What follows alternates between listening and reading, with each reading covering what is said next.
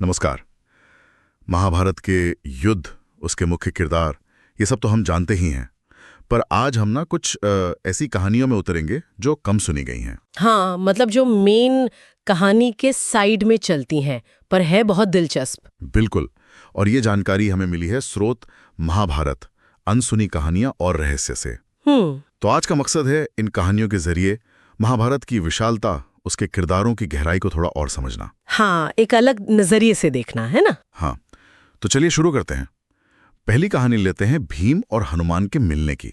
बड़ी अनोखी है। अच्छा, वो गंधमादन पर्वत वाली? हाँ वही। जब भीम वो सौगंधिक फूल लेने गए थे तो रास्ते में एक बूढ़े बंदर ने अपनी पूंछ फैला रखी थी। भीम ने थोड़े गरूर में ही शायद कहा कि पूंछ हटाओ। अच्छा। तो बंदर ने, जो असल में हनुमान जी थे, कहा, अरे भाई, मुझ में तो ताकत नहीं है, तुम ही हटा दो। अच्छा, फिर क्या, भीम ने पूरी ताकत लगा दी, पर वो पूंछ हिली भी नहीं। बाप रे। तब भीम को लगा कि अरे ये कोई मामूली बंदर नहीं है, और फिर हनुमान जी ने अपना वो विराट रूप दिखाया और बताया कि वो दोनों तो भाई हैं, वायुदेव के पुत्र। कमाल है। ये कहानी सिर्फ ताकत की नहीं है फिर तो। नहीं, बिल्कुल नहीं। ये तो मतलब बल की परिभाषा को ही जैसे चुनौती देती है। भीम का बाहुबल हनुमान जी की, आप कह सकती हैं, विनम्रता या योग शक्ति के आगे काम नहीं आया। सही कहा। और ये भी दिखाता है कि शक्ति सिर्फ शारीरिक नहीं होती, और कभी-कभी जो सबसे बलशाली है उसे भी अपनी सीमा पता चलती है। हाँ, और ये कनेक्शन दो भाइयों का यूं अचानक मिलना। हाँ, महाकाव्यों में कैसे पात्र जुड़े हुए हैं ये भी पता चलता है। बिल्कुल। अच्छा, अब एक और कहानी पे आते हैं जो कर्मों के फल के बारे में सोचने पर मजबूर करती है।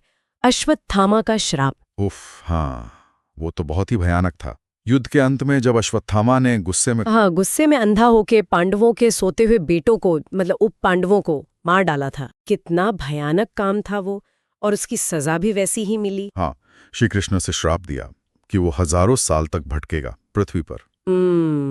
पीड़ा सहेगा, शरीर से दुर्गंध आएगी, मुक्ति तो कभी नहीं मिलेगी। पर मौत भी नहीं आएगी। बिल्कुल। अमरता यहाँ वरदान नहीं, एक श्राप बन गई। जीवन ही सजा बन गया। कहते हैं, लोग मानते हैं कि वो आज भी कहीं भटक रहा है। हाँ, ऐसी मान्यताएं हैं। ये कर्मों के फल का एक चरम उदाहरण है। पर महाभारत में भाग्य सिर्फ कर्मों से तो नहीं बनता था, कभी कभी जन्म और समाज भी, जैसे एकलव्य की कहानी। अरे हाँ, एकलव्य, वो कहानी तो दिल को छू जाती है। कैसे उसने द्रोण की मूर्ति को गुरु मानकर खुद ही धनुर्विद्या सीख ली। अद्भुत प्रतिभा थी उसमें।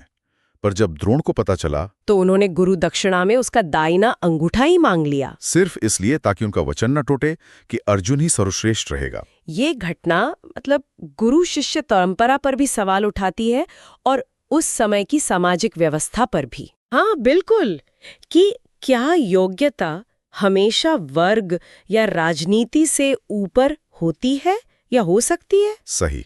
ये दिखाता है कि महाभारत में नैतिकता हमेशा सीधी लकीर नहीं थी। बिल्कुल। एकलव्य की निष्ठा तो देखो, पर द्रोण की अपनी प्रतिबद्धता अर्जुन के प्रति, एक प्रतिभा का अंत हो गया। और इसी तरह की जटिलता कर्ण के जीवन में भी दिखती है। वो तो श्रापों से घिरा हुआ था। हाँ, कर्ण का जीवन तो त्रासदियों से भरा है। एक तो वो परशुराम का श्राप, क्योंकि उसने खुद को ब्राह्मण बताकर विद्या सीखी थी, तो सबसे जरूरी वक्त पर वो अपनी दिव्यास्त्र विद्या भूल जाएगा।